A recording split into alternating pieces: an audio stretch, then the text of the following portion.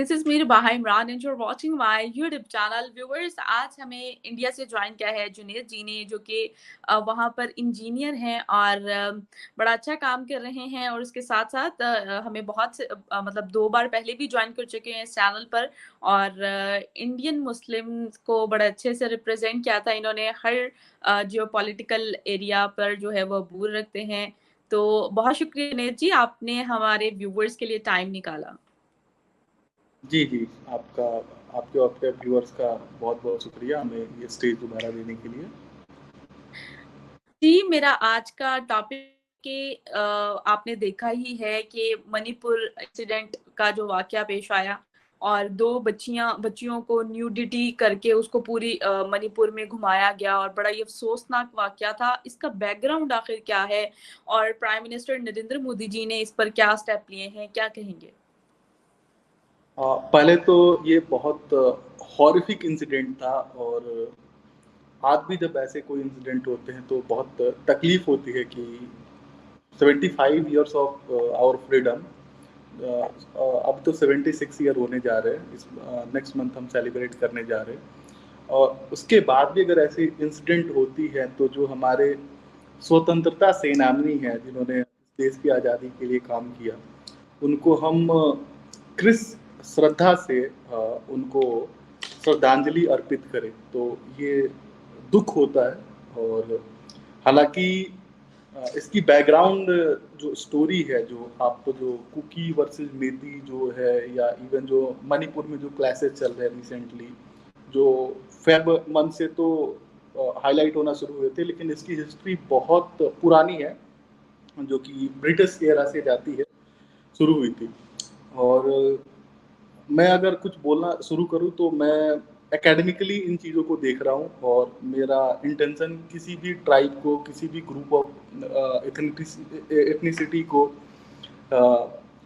मॉन्स्टरेट करना या क्या बोलते हैं एलियनेट करना, ऐसा कोई इंटेंशन नहीं है। जो फैक्ट्स जो है वो फैक्ट्स हैं।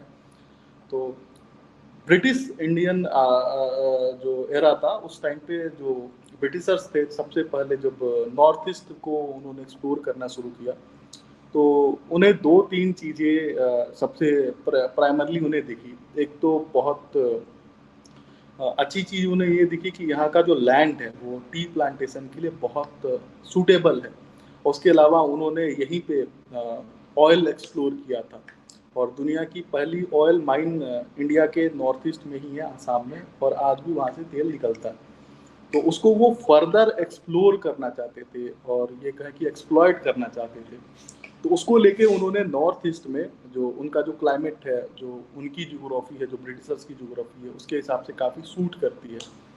तो उसको देखते हुए उन्होंने उन इलाकों में अपनी प्रेजेंस जो है इंक्रीज की और वो जो इलाका था वो कुछ ज़्यादा ही ज्योग्राफिकली इम्पोर्टेंट था, जो कि आपको ये जो नॉर्थ ईस्ट के जो हमारे जो नॉर्थ ईस्ट से जो लगे हुए जो कंट्रीज हैं, Laos, Cambodia, Vietnam, Indonesia, Malaysia, Thailand, even जो चाइना है, नॉर्थ कोरिया, साउथ कोरिया, ये जो जितनी भी कंट्री है साउथ ईस्ट एशिया की कंट्री, इनसे जो राबते जो कायम करने उसके लिए सबसे अच्छा रूट वही था। तो उनको वो जगह की प्रेजेंस, उस जगह पे प्रेजेंस की बहुत ज़्यादा इम्पोर्टेंस थी और उन्होंने इस चीज़ को फर्दर एक्सप्लॉइट करने के लिए सबसे पहले तो उन्होंने जो किया और जिसकी वजह से आज हम ये प्रॉब्लम सॉल्व कर रहे हैं, उन्होंने आइडेंटिफाई किया कि यहाँ के जो लोग हैं वो नेचर वर्शिपर्स हैं, जो कि ट्राइबल सोसाइटी में जनरली होता है। और उन्होंने क्या किया कि पहले तो बोला कि हम ट्राइबल सोसाइटी को प्रोटेक्शन करने के लिए यहाँ पे रिस्ट्रिक्शंस लगा रहे हैं, एरिया परमिट लगा रहे हैं, इन एंड आउट परमिट जो बोलते थे वो। और इसी के साथ उन्होंने क्रिश्चियन जो मिशनरीज है उनको इंट्रोड्यूस कर दिया उसी टाइम पे। और उसके साथ मास लेवल पे कन्वर्जन उन्होंने करने लगे वो। फिर इनका जो फर्दर प्लान था ब्रिटिशर्स का, उनका प्लान था कि थर्ड वर्ल्ड कंट्री में एक क्रिश्चियन कंट्री बनाना। उनका फर्दर ये एम्बिशंस था। लेकिन जब 47 जब हो गया तो 47 में ही इन्होंने बहुत ज़्यादा ब्लड सेट और ये जो स्कार मैसेज देखे, तो उसको लेके वो डर गए। तो फिर तो फॉर द टाइम बिंग उन्होंने उस प्लान को होल्ड किया, सस्टेन किया। फिर कुछ दिन वेट एंड वॉच किया, और फर्दर जो है जब तक आपके जो कंट्री बन चुकी थी पाकिस्तान, उनको उन्होंने यूज किया एज अ लॉन्च पैड, और you can call it a frontier state. तो आपके यहाँ से 55-56 से ही इंडिया में जितने भी इंसर्जेंट ग्रुप्स है उनको सपोर्ट करना, उनको एक्सप्लॉइट करने की जो प्रक्रिया जो थी वो शुरू हो चुकी थी। जो आपके जो 65 के जो वॉर हुए थे, 65 के वॉर में भुट्टो साहब ने ही बोला था कि we will fight with India till 1000 years। तो ये पॉलिसी तो उन्होंने बता दी, और 67 से उन्होंने इम्प्लीमेंटेशन भी शुरू कर दिया। जैसे कि रेडियो पाकिस्तान ने जो सबसे पहले जो नागालैंड में जिहाद चल रहा है ऐसी रिपोर्ट्स पब्लिश करनी शुरू कर दी, जबकि उन्हें नहीं पता था, जबकि आपके आम पाकिस्तानी है, कि वो तो हिंदू है और हिंदुओं में एक जिहाद का ऐसा कोई कंसेप्ट होता नहीं है।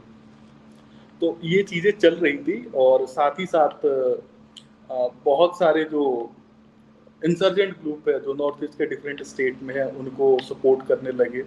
और 71 का जो उनका जो प्लान था, जो आपकी जो अजीम फौज है, कि उनका प्लान था कि 71 में वो नॉर्थ ईस्ट को इंडिया से तोड़ना चाहते थे, लेकिन हुआ उल्टा। तोड़ने आए थे नॉर्थ ईस्ट और खुद का मुल्क तुड़वा बैठे, और फिर more than 51% of the area टूट गया। और जब ये टूटा तो आपके जो स्कूटो सीमो करके एक मिलिटेंट हुआ करते थे, जो कि नागालैंड नेशनल कॉन्फ्रेंस के लीडर हुआ करते थे, और जाफो फीजो उनके उनके सेकेंड इन कमांड हुआ करते थे। और इनको आपकी गवर्नमेंट ऑफिशियली सपोर्ट करती थी बिफोर 71 वॉर। तो नागालैंड नेशनल कॉन्फ्रेंस के हेड हुआ करते थे, और इन्होंने नागालैंड में इंसर्जेंसी शुरू की थी। और बाद में जो फीजो साहब थे वो बांग्लादेश में ही पकड़े गए थे 71 के वॉर के बाद से, और फिर इनके जो कैडेट्स थे वो सब भाग गए। तो इनकी इंसर्जेंसी जो ग्रुप थे ये तो बहुत अच्छे से हम लोगों ने तोड़ा। और इसके अलावा जो आपके जो अदर स्टेट्स जो थे हमारे नागालैंड के, जैसे कि अगर आप आसाम में जाए तो आसाम में जो मेजर प्रॉब्लम थी, मैं ओवरऑल नॉर्थ ईस्ट स्टेट्स की बात कर रहा हूँ, फिर आपको थोड़ी सी चीज़ें क्लियरिटी समझ में आएगी। तो आसाम में प्रॉब्लम ये थी कि ब्रिटिश एरा से ही वहाँ पे जो अंग्रेजों ने अपने जब अंग्रेज वहाँ से अपने पॉकेट्स में जाकर रहने शुरू कर दिए, तो उन्होंने अपने क्या बोलते हैं एडमिनिस्ट्रेटिव पर्पसेस के लिए जो उनके हिसाब से जो पढ़े लिखे लोग थे वो बंगाली हुआ करते थे, उनको बसाना शुरू किया। और पार्टीशन के बाद से बंगाली की मैसिव पॉपुलेशन हो गई, और वहाँ पे जो जो प्रॉब्लम हुई आसाम में, वो आउटसाइडर वर्सेज इनसाइडर्स की एक लड़ाई शुरू हो गई। और इसी में उल्फा नाम की एक ऑर्गेनाइजेशन भी कूद पड़ी, जिसको मतलब फॉरेन एजेंसियों ने बहुत मैसिवली एक्सप्लॉइट किया। और जब भी कोई एलियनेटेड ग्रुप और एंटिटी या पर्सन जब होता है और वो बॉर्डर एरिया में होता है, तो उसको एक्सप्लॉइट करना इजी होता है कंपेयर टू अगर आपने कभी नहीं सुना होगा कि एमपी में या महाराष्ट्र में ऐसे स्टेट्स में कोई मैसिव इंसर्जेंसी हुई, या हुई भी होगी तो बहुत छोटे मोटे लेवल पे हुई होगी, और वो कंट्रोल भी हो गई होगी, क्योंकि उनको आप एलियनेशन की थॉट ला सकते हैं, लेकिन एक लड़ाई लड़ने के लिए जो हथियार चाहिए, असला चाहिए, वो आपको नहीं मिल सकता। तो बहरहाल उल्फा जो ग्रुप थी उसको हमने क्रश किया, ऑपरेशन बजरंग चला था 90s में, और काफ़ी इफेक्टिव था। और जो जो नागालैंड की जो प्रॉब्लम है वो ये थी कि नागाज का जो जब हम पार्टीशन के बाद से हमने जब नागालैंड स्टेट बनाया, तो जो नागा ट्राइब थी वो नॉर्थ ईस्ट में काफ़ी हिस्से में बिखरी हुई थी। तो हमने जो स्टेट जो बनाने की जो प्रक्रिया जो शुरू की थी, उसमें देखा कि जो जहाँ पे मेजोरिटी पॉपुलेशन ऑफ जो नागा थे उनको वो एरिया दे दिया, और जिसको लेके नागा में बहुत रिजेंटमेंट था, और वो आज भी ग्रेटर नागा की का ख्वाब देखते हैं। और ये जो सप्रेसिव एलिमेंट्स हैं और इन सब वजहों से भी निकल के आते हैं और इनको फर्दर एक्सप्लॉइट किया गया। जो अभी की जो प्रॉब्लम है, अगर इसको बात करें मणिपुर की, तो मणिपुर की प्रॉब्लम ये है कि अगर आप उस ज्योग्राफी को समझे तो एक तो वो बॉर्डर शेयर करता है आपके म्यांमार से, और दूसरा उसका जो 10% एरिया है, बस बहुत छोटा सा वो प्लेन एरिया है, और उसको इंसर्कल करते हुए एक माउंटेनियस रेंज है जो 90% एरिया है, और वो एकदम वैली की तरह है। तो जो प्लेन एरिया है 10%, उसमें मेती रहते हैं, जो कि उस स्टेट के जो मेजोरिटी पॉपुलेशन है, और जो 90% जो जो एरिया है, जो माउंटेनियस एरिया है, वो उसमें कुकी और नागा की जो ट्राइब रहती है वो रहती है, जो कि पॉपुलेशन कंपैरेटिवली कम है उनका कंपेयर टू मेती। और अगर मैं इसको फर्दर एक्सप्लेन करूं तो हिस्टोरिकली ऐसा था कि जब ब्रिटिश एरा में, जब वहाँ के जो राजा थे बोधी चंद्र सिंह, जब उन्होंने इंडिया से जब मर्जर की बात चल रही थी, तो नेहरू से मिलके उन्होंने बोला था कि जो मेती जो ट्राइब है उनको एसटी का स्टेटस दिया जाए, क्योंकि हमने उस टाइम में भी जो राजा थे बोधी चंद्र सिंह, उन्होंने दे रखा था एसटी का स्टेटस, जिसको नेहरू ने मना कर दिया और उल्टे कुकी और नागाज को ये एसटी का स्टेटस दे दिया। फर्दर डेवलपमेंट ये हुई कि ये जो MI6 जो थी, जो ब्रिटेन की और बाकी जो फॉरेन प्लेयर्स थे, चाइनीज थे, इनको जो था नॉर्थ ईस्ट को तोड़ना था किसी भी हाल में। तो इन्होंने क्या किया कि जब 71 के बाद से जब पाकिस्तान टूट गया, और टूटने के बाद भी काफ़ी टाइम तक आप मतलब ये जो बांग्लादेश है वहाँ से इंसर्जेंट ग्रुप को सपोर्ट मिला। जब एंटी अवामी जो लीग जो बनी, एंटी अवामी जो फोर्सेज को जो आपके यहाँ सपोर्ट किया, जो BNP है या हुजी जो बांग्लादेश की जो तंजीम है, हालांकि हुजी एक रिलीजियस ऑर्गेनाइजेशन है, जमात इस्लामी भी एक रिलीजियस ऑर्गेनाइजेशन है।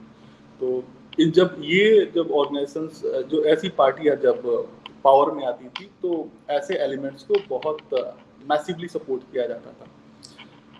लेकिन ये अप एंड डाउन वाला मामला था। जैसे अवामी लीग आई, ये थोड़ा कंट्रोल हो गया, फिर जब BNP आए, ये फिर इंसर्जेंसी शुरू हो जाए।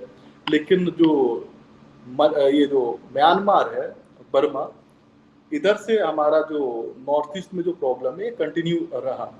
जो चिन ट्राइब है, जो कि बॉर्डर एरिया में रहती है म्यांमार से, इनके फैमिली रिलेशन है कुकी ट्राइब से, और जो कुकी जो है वो मेजोरिटी क्रिश्चियन ट्राइब है, और जो मेती है वो बेसिकली हिंदू ट्राइब है, और जो नागा भी है वो उनमें भी काफ़ी जंग जो है वो क्रिश्चियन ट्राइब है। और जब ब्रिटिशर्स जब उस एरिया में आए थे, तो उन्होंने जो सबसे मेजर जो चर्चेज ओपन किए थे, उसमें एवेंजेलिकल जो चर्च है और या साउदर्न बैप्टिक कन्वर्जन चर्च है, ये दो चर्चेज उन्होंने खोले थे ब्रिटिश एरा से, जो कि आज भी है, और इनकी पॉपुलेशन काफ़ी बढ़ती जा रही है। हाँ, चर्चेज की somewhere around more than 200 churches है। और ये जो चर्चेज है वहाँ पे स्कूल्स खोल के दे रहे हैं, हॉस्पिटल्स खोल के दे रहे हैं। और एक और जो हमारी जो प्रॉब्लम है, जो एडमिनिस्ट्रेटिव प्योर एडमिनिस्ट्रेशन और गवर्नेंस के साइड से प्रॉब्लम थी, जिसको हम अभी तो रिजॉल्व कर रहे हैं, लेकिन पास की गवर्नमेंट ने इसको कभी कैटर नहीं किया था। वहाँ की एजुकेशन पे फोकस करना, वहाँ की जो मूलभूत जो संरचना है, जो बेसिक इंफ्रास्ट्रक्चर वो देना, या जो बेसिक जो रिक्वायरमेंट्स है हेल्थ या इलेक्ट्रिसिटी या वाटर की, इन सब चीज़ों को फुलफिल करना, जिसको ये जो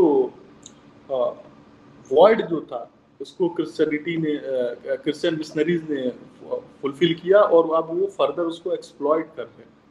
तो ये मतलब मैं इसको बोल के क्रिश्चियंस को ब्लेम नहीं कर रहा हूँ, ये एक एजेंडा है थर्ड वर्ल्ड कंट्री वर्सेज ये सुपर पावर कंट्रीज का, और ये चलते रहेगा, ये अनएंडिंग गेम है। तो जो चिन ट्राइब की जो प्रॉब्लम ये है कि जो चिन्स हैं ये चिन्स जब ये 80s में जब MI6 ने इनको बहुत ज़्यादा फंड किया, तो ये बॉर्डर एरिया से घुस के और जो कुकीज़ के जो माउंटेनियस एरिया में है वहाँ पे आने लगे। और एक और इसी बीच में एक और बड़ी प्रॉब्लम ये हो गई कि 1960 में लैंड रिफॉर्म्स हुए थे मणिपुर में। तो लैंड रिफॉर्म्स कुछ ऐसे हुए कि एक तो उनको एसटी का स्टेटस नहीं मिला मेथीज को, उल्टा ये हो गया कि मेथीज जो है वो माउंटेनियस एरिया में जाके लैंड नहीं एक्वायर कर सकते, जबकि कुकीज और नागा जो है वो लैंड ले सकते हैं। और ये बहुत अच्छी अपॉर्चुनिटी थी वेस्टर्न पावर्स के लिए। तो उन्होंने बहुत मैसिव फंड थ्रो किया, पंपिंग किया, और जिसकी वजह से जो कुकी और नागाज है उन्होंने मेथीज के जो इलाके हैं वहाँ पे बहुत ज़्यादा ज़मीनें खरीदी। और ये जो प्रॉब्लम आज आ गई है वो ये पॉपुलेशन क्लासेस की भी एक प्रॉब्लम है। और जो सबसे बड़ा डायमेंशन है, ये जो चीन ट्राइब्स है, जब ये 80s में जब आने लगे इंडिया में जो मणिपुर में, तो इन्होंने सबसे ज़्यादा जो चीज़ें की वो ओपी एंड ओपीएम कल्टीवेशन पे उन्होंने मैसिवली फोकस किया। जो माउंटेन के अंदर जो पहाड़ है उन इलाकों में ये काम करते हैं। तो ये जो अभी जो प्रॉब्लम आ रही है इसका ये एक पूरी ओवरऑल पिक्चर जब मैंने प्रेजेंट की, अब जो रिसेंट में जब डेवलपमेंट हो रहे हैं उसका इससे यही लेना देना है कि जो वहाँ के जो सीएम हैं नीफो राव जी, उन्होंने बोला था कि हम ये जो म्यांमार से जो इलीगल लोग आए हैं इन सबको निकाल फेंकेंगे, और ये जो पोपी एंड ओपीएम कल्टीवेशन जो हो रही है हमारे स्टेट में, हम उसको कंटेन करेंगे। ना सिर्फ कंटेन करेंगे, हम अपने लोगों को बचाएंगे इन ओपीएम एंड ड्रग कल्चर से, और जो भी लोग हैं इन पे स्ट्रिक्ट कार्रवाई करेंगे। तो इसके साथ साथ जो फेब के मंथ में एक ये डेवलपमेंट हुई थी कि जो एसटी के लिए जो रिकमेंडेशन हुआ था उसमें सुप्रीम कोर्ट के भी कुछ डिसीजंस आए थे, और मेजर प्रॉब्लम जो था वो नीफो साहब जो सीएम थे उनके स्टेटमेंट्स थे, और इन दोनों को मिला के कुकीज और मेथीज का जो क्लासेस है वो शुरू हो गए। और जो क्लासेस की जो एक्चुअल वजह जो है जो मतलब हो रही है वो ये है कि बहुत सारे लोगों का जो पेट चल रहा था जो इलीगल ड्रग एंड नारकोटिक्स के ट्रैफिकिंग से, जो कि साउथ ईस्ट एशिया तक जाता था, नेपाल तक जाता था, हाँ इवन बांग्लादेश तक जाता था, जो मणिपुर से निकल के आता था। तो ये इसके वजह से बहुत सारे लोगों को पेट में मरोड़ हो रहा है। और अगर बीजेपी की गवर्नमेंट ने अगर अभी सोच लिया है कि वो इस प्रॉब्लम को सॉल्व करेंगे, तो मैं 100% श्योर हूँ कि वो सॉल्व करेंगे। और इसमें मैं 100% श्योर हूँ। अभी आगे और कुछ पूछना चाहे तो आप पूछ सकते हैं। जी, जुनीत साहब, मैं आपसे एक और सवाल पूछना चाहूँगी कि जैसे नॉर्थ ईस्ट स्टेट में काफ़ी कशीदगी देखने को मिलती है और काफ़ी केसेस भी हमारे सामने आते हैं, और उस बारे में आप क्या कहना चाहेंगे? उसका हल क्या है? और चले इस तरह के इंसिडेंट हमें मतलब हम सुनते तो हैं, लेकिन इसका हल क्या है? आप इस बारे में बताइएगा। हाँ, जैसे मैंने पहले बोला कि जो एक वर्ड था उसको फुलफिल करने का काम किया फॉरेन प्लेयर्स ने, और अपने और जो प्लेयर्स हैं उन्होंने अपने एक्टर्स उस फील्ड में बैठा दिए, जो कि उनके कहने पे उनके हिसाब से ये जो फोर्ड फाउंडेशन जैसे ग्रुप्स हैं, इनके जो लोग हैं, ये जो नॉर्थ ईस्ट को लेके इतना सारा ड्रामा चल रहा है उसमें बहुत एक्टिवली वो इन्वॉल्व है। और चूंकि बॉर्डर एरिया है और चाइनीज का मैसिव इन्वेस्टमेंट है, तो वो इतने इजीली वो उसको लूज नहीं करेंगे। जो इन्होंने इतने सालों से 50 साल 60 साल से जो इन ग्रुप्स पे जो इन्वेस्ट किया है, इन जो टेरर ऑर्गेनाइजेशन को जो फंड किया है, वो इतने इजीली वो लूज नहीं करेंगे। लेकिन जो हम अभी काम कर सकते हैं, जो और हम कर भी रहे, जो हमने काफ़ी टाइम से नहीं किया था, नॉर्थ ईस्ट को हमने ऑलमोस्ट छोड़ दिया था, उनके डेवलपमेंट पे हमारा कोई बहुत ज़्यादा फोकस नहीं था। और मोदी जी के आने के बाद से विदिन 9 ईयर्स हमने मैसिवली इतना काम किया है। मेरे काफ़ी सारे दोस्त अभी भी हैं नॉर्थ ईस्ट के काफ़ी सारे स्टेट्स में, और बहुत सारी कहानियाँ सुनने को मिलती है नॉर्थ ईस्ट को लेके, जैसे कि मिथ भी है बहुत सारे, तो वो सारे मिथ्स भी ब्रेक हो रहे हैं।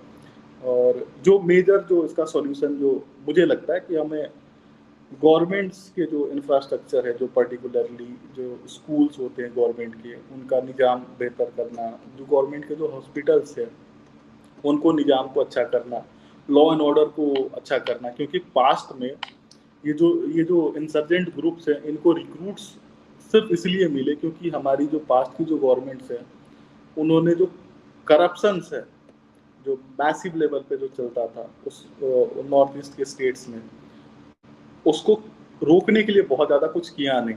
इससे जो नॉर्मल सिविलियन है वो बहुत ज़्यादा इम्पैक्ट हुआ उसको, और इसके वजह से ये जो प्लेयर्स हैं, जो थर्ड पार्टी प्लेयर्स हैं, या हमारे जो दोस्त हैं, एलआई हैं, उनको मौका मिल गया ऐसे लोगों को रिक्रूट करके एंटी इंडिया एक्टिविटी में इंडल्ज करने का। जुनैद जी, यहाँ पर मैं पूछना चाहूँगी कि इसके फ्यूचर आप क्या देख रहे हैं? इस तरह के अगर केसेस और मज़ीद अगर इस तरह आते रहे तो आप इसका फ्यूचर क्या देख रहे हैं, और इस केस का फ्यूचर आप क्या देख रहे हैं और क्या कहेंगे? देखिए रिवा जी, हमारे यहाँ जो फॉरेन पॉलिसी में जो हमने सबसे पहले जो हम जिन मेन कंट्रीज पे हम जो फोकस करते हैं वो यूरोप पे और मिडिल ईस्ट के कंट्रीज पे हमारा मेन फोकस हमेशा से रहा। और इसलिए भी कि हमारे बहुत सारे इंटरेस्ट जो है मिडिल ईस्ट कंट्रीज के साथ और यूरोप की कंट्री के साथ जुड़े हुए हैं। और मिडिल ईस्ट कंट्री के साथ सिर्फ हमारे इंटरेस्ट नहीं, हमारे बहुत सारे सिक्योरिटी से रिलेटेड चैलेंजेस भी जुड़े हुए हैं। और अगर इसको कंपेयर करें नॉर्थ ईस्ट के जो कंट्रीज है, साउथ ईस्ट एशिया की जो कंट्रीज है, तो उसके कंपैरिजन में हमारे कोई ऐसे जो मसाइल जो है वो नहीं है साउथ ईस्ट एशिया की कंट्रीज से। तो फर्दर अगर नॉर्थ ईस्ट का अगर हम कॉरिडोर को अगर अच्छे से एक्सप्लोर करते हैं तो हमें बहुत अच्छा एक्सेस मिल जाता है साउथ चाइना सी तक, हमें एक अच्छे कॉरिडोर बना सकते हैं। तो मुझे जो लगता है फ्यूचर कि हमारा जो मोदी जी जो थे उन्होंने आते के साथ एक पॉलिसी एडॉप्ट की थी जिसको उन्होंने बोला था एक्ट ईस्ट। तो इससे पहले की जो गवर्नमेंट थी उनकी जो पॉलिसी थी वो लुक ईस्ट की थी, और मोदी जी ने उसको चेंज करके एक्ट ईस्ट कर दिया। और इफ़ यू रिमेम्बर 2019 या 18 में 26 जनवरी को आसियान जो कंट्रीज है उनके जो चीफ थे वो इंडिया आए थे एज ए गेस्ट। तो हमारा बहुत ज़्यादा कंसर्न है, बहुत ज़्यादा फोकस है जो हमारे जो रीजनल कॉरपोरेशन है और उन पे फोकस है। और हम चाहते हैं कि एशिया में एक रीजनल पावर एटलीस्ट निकल के आए, और इसके लिए जो साउथ ईस्ट एशिया की जो कंट्रीज हैं या एशिया की जो कंट्री है उनके साथ बेटर कोलैबोरेट करें। और ये जो स्पॉयलर्स हैं, अगर ये जो स्पॉयलर्स जो एलिफेंट्स हैं, अगर इनको हम टैकल करते हैं तो ये बहुत जल्दी हम अचीव कर पाएंगे। ठीक हो गया sir, hope for the best. और मैं यही चाहती हूँ कि जिनके साथ ज्यादती हुई उनको इंसाफ मिल सके, और यकीनन इंडिया के प्राइम मिनिस्टर नरेंद्र मोदी जी उनको इस इंसाफ जो है दिलवा के रहेंगे, और जो कोई भी इसके पीछे है उसको सख्त से सख्त सजा मिलेगी। और जुनैद जी, बहुत शुक्रिया आपके वक्त का। व्यूअर्स, आपको इसका बैकग्राउंड जानने को मिला, और बहुत ही अफसोस था मुझे इस टॉपिक को देखकर। कुछ सोशल मीडिया पे वीडियोस भी इस पर वायरल हुई, उस पर भी मुझे बड़ा अफसोस हुआ। तो व्यूअर्स, चैनल को सब्सक्राइब करें, हमें दें इजाज़त। Thank you so much.